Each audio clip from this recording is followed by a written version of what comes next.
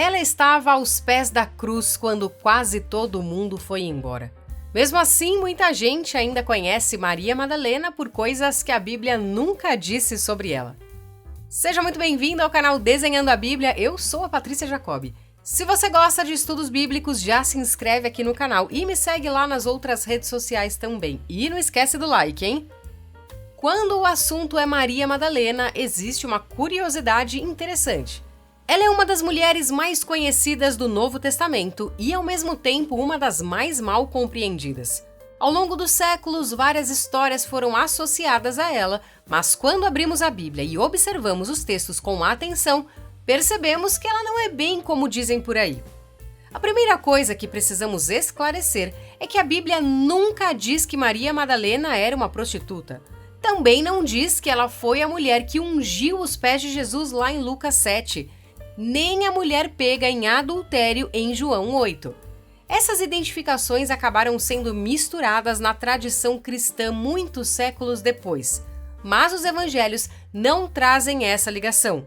Lucas era um escritor extremamente cuidadoso. Se a mulher pecadora de Lucas 7 fosse Maria Madalena, é difícil explicar porque ele omitiu seu nome naquele episódio e logo em seguida, no capítulo 8, apresentou Maria nominalmente.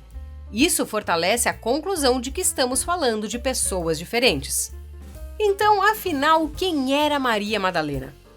Madalena provavelmente indica a cidade de onde ela veio, Magdala, na Galileia. Como havia muitas mulheres chamadas Maria naquela época, essa era uma forma de distingui-la das demais.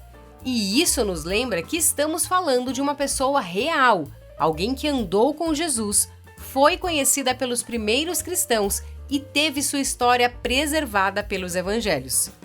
Ela aparece pela primeira vez de forma mais clara em Lucas 8, de 1 a 3. Ali lemos que Jesus estava percorrendo cidades e povoados anunciando o reino de Deus, acompanhado pelos discípulos e por algumas mulheres. Entre elas estava Maria Madalena, da qual haviam saído 7 demônios. Quando a Bíblia fala de 7 demônios, não está necessariamente descrevendo 7 espíritos diferentes com funções específicas. Alguns estudiosos entendem que o número 7 aqui pode indicar a gravidade da opressão que ela enfrentava. Seja como for, o texto destaca que Jesus a libertou de uma situação extremamente séria. Os evangelhos não contam exatamente como essa libertação aconteceu. O foco dos autores não está no passado dela, mas no que Jesus fez por ela e quem ela se tornou depois disso.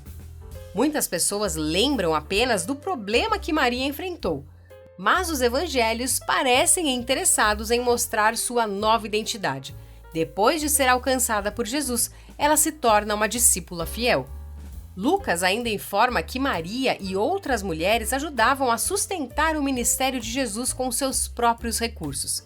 Isso significa que ela não era apenas alguém que recebia ajuda, ela participava ativamente da missão. Enquanto muita gente imagina os discípulos apenas como os 12 apóstolos, Lucas mostra um grupo maior de seguidores, incluindo mulheres que viajavam com Jesus, aprendiam com ele e contribuíam para o avanço do reino de Deus. Se você está gostando desse estudo, aproveita para deixar seu like, que isso ajuda muito o canal a alcançar outras pessoas, e compartilha também com alguém. Agora, chegamos a uma das partes mais marcantes da história de Maria Madalena. Quando observamos os relatos da crucificação, percebemos que ela aparece repetidamente nos momentos mais difíceis. Em João 19:25, ela está perto da cruz. Em Mateus 27:61, ela observa onde Jesus foi sepultado. Em Marcos 15:47, ela continua acompanhando tudo atentamente. Em João 20, ela vai ao túmulo ainda de madrugada. Os evangelhos mostram uma mulher que permaneceu presente quando muitos haviam fugido. Isso não significa que os discípulos deixaram de amar Jesus. Eles estavam assustados, confusos e temiam sofrer o mesmo destino.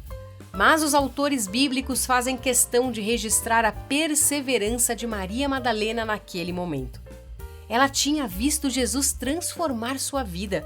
Agora, mesmo sem entender completamente o que estava acontecendo, continuava perto dele.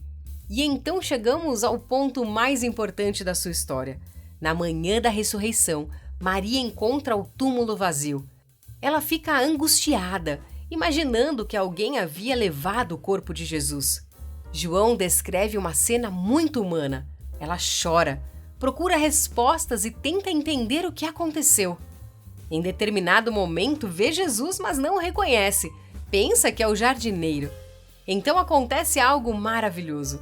Jesus diz apenas uma palavra: Maria.